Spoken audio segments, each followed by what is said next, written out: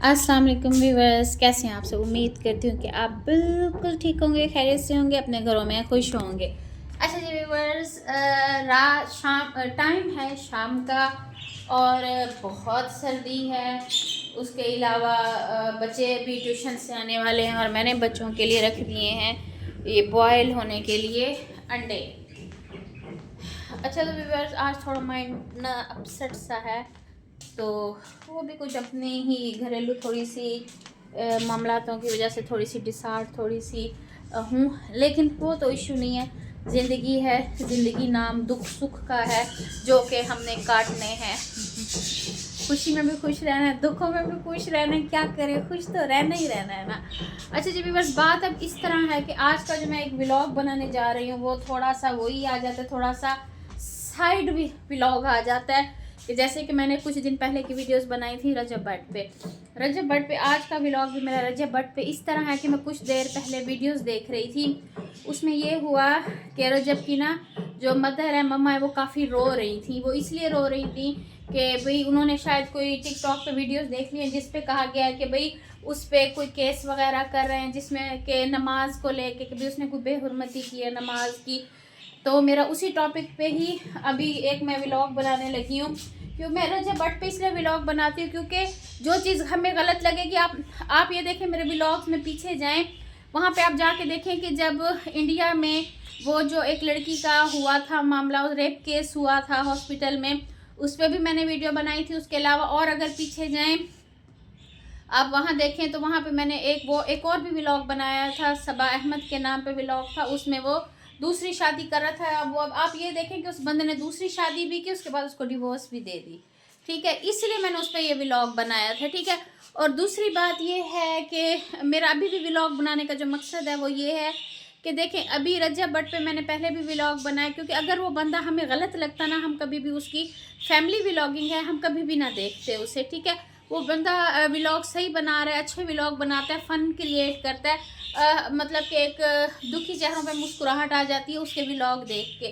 ठीक है, मैंने उसकी मदर को रोते हुए देखा कि भाई किसी ने कहा कि उसने नमाज की बेहुरमती की है जिस पे हम उस पर केस करेंगे और 10 साल की सज़ा दी जाएगी। मैं कहती हूँ 10 साल की सज़ा किस बात की है, किस बात का उस पर केस बनता है। मेरी सुने बात, जब वो नमाज पढ़ रहा हो, नमाज पढ़ते हुए अगर वो उसने कोई गलत हरकत की है फिर तो हम बेनमाज की बेहुरमती कह सकते हैं।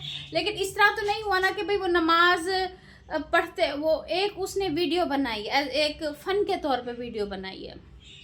ठीक है, उसने एक फ़न क्रिएट किया अपनी मदर के साथ। उसने एक छोटा सा व्लॉग बनाया जिसमें उसकी मम्मा मोबाइल लेके आती है और पूछती है भी ये क्या है, तो वो ऐसे ही समझो नमाज में मशगूल होने वाला एक फ़न क्रिएट कर रहा है। ठीक है, इतनी सी बात पे अब उसे कहा जा रहा है कि उसको 10 साल की सज़ा होगी। भाई उसमें एक फ़न किया, उसने कोई नमाज के दरमियान में कोई हरकत नहीं की।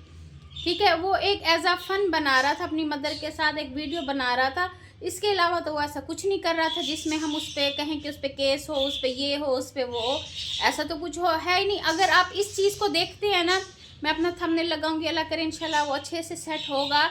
आप देखें कि इस तरह की कई वीडियोस मैंने देखी हैं जिसपे यूट्यूबर्स टिकटॉकर्स ने इस तरह की वीडियो बनाई है जिसमें वो इसे ही तरीके से कोई आता है मोबाइल लेकर वो नमाज़ पढ़ना शुरू हो जाते हैं, पढ़ते रहते हैं। भाई हम जवाब नहीं दे सकते भाई ये कौन है कौन नहीं। एक फ़न के तौर पर कई व्लॉग्स, कई वीडियोस टिकटॉक पे मैंने देखी हैं इस तरह की जिसमें ऐसी वीडियो। अच्छा, सबसे बड़ी बात, बाकी सब छोड़ दो, सबसे बड़ी बात आप मुझे ये देखेंगे, कुछ टाइम पहले की बात है जिस पे वो कंटेनर पे कोई बंदा नमाज पढ़ रहा था, उसको गिराया गया नीचे। ठीक है, तो उसके ऊपर केस करना चाहिए। फ़लस्तीन में जो जुल्म हो रहा, सितम हो रहा, उस पे जाके केस करें, उधर जाके लड़ें। जहाँ ज्यादतियाँ जुल्म हो रहे हैं उन पे जाके केस करें, पर्चे करें। लेकिन इस तरह एक बंदा कामयाब हो रहा है, उस बंदे को कामयाब होते हुए उसको देखा नहीं जा रहा, उसकी टांगें खींची जा रही हैं। कभी क्या उस पर केस बना देते हैं, कभी क्या बना देते हैं। हालांकि वो तो ऐसा कुछ बना ही नहीं रहा जिस पे वो उस पर केस किए जाएं। उसको जान की धमकी अलग से दी जा रही हैं। ठीक है, उसको बदनाम करने की अलग से कोशिश की जा रही है। क्यों?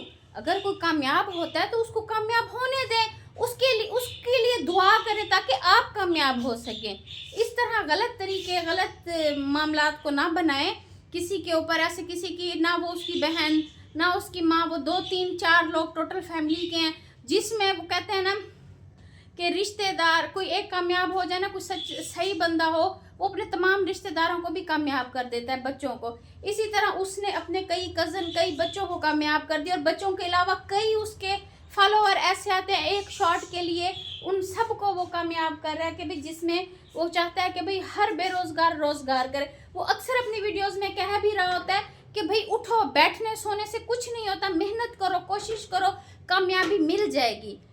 ठीक है, उस बंदे ने ऐसी बातें मैंने उसके मुंह से सुनी, अदरवाइज उसके मुंह से ऐसी कोई बात नहीं सुनी कि उसके ऊपर केस किए जाएं, पर्चे बनाए जाएं। ये बिल्कुल गलत बात है।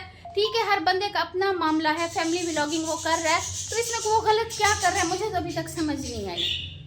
ठीक है, बराए मेहरबानी मैं तो यही कहूँगी कि रजब फैमिली को सपोर्ट किया जाए कि वो जो गलत काम करे तो बिल्कुल सपोर्ट ना करे।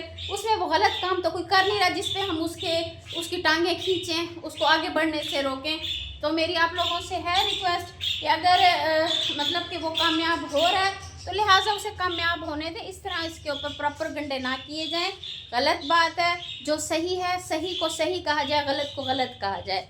तो खैर ये ऐसे मेरा एक व्लॉग था छोटा सा, जो कि मैंने शेयर किया आप लोगों के साथ। चंद बातें थी जो मैं मतलब कि जो मैं समझती हूँ, मुझे ख़ुद को जो सही लगती हैं वो मैंने शेयर की हैं। बाकी देख लें, लोग तो हैं बातें करने के लिए, मुझे नहीं लगता वो बंदा परेशान होने वाला है।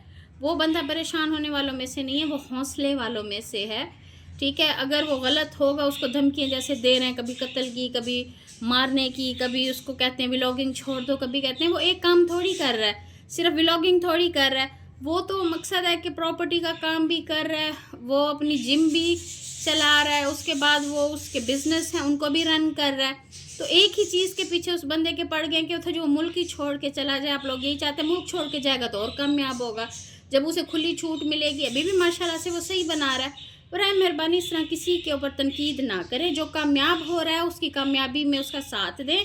ठीक है, ना कि उसकी टांगें खींची जाएं कि उसको नीचे गिराया जाए। जिससे अल्लाह ने इज़्ज़त देनी है उसको अल्लाह इज़्ज़त दे के रहेगा, चाहे आप कुछ भी कर लें। बस ये छोटा सा व्लॉग था जो मैंने शेयर किया। अगर मेरी बात सही लगी हो तो आप लोग मेरे चैनल को सब्सक्राइब, वीडियो को लाइक, कमेंट ज़रूर कीजिएगा। ओके जी, अपना ख्याल रखिएगा। अल्लाह हाफिज़।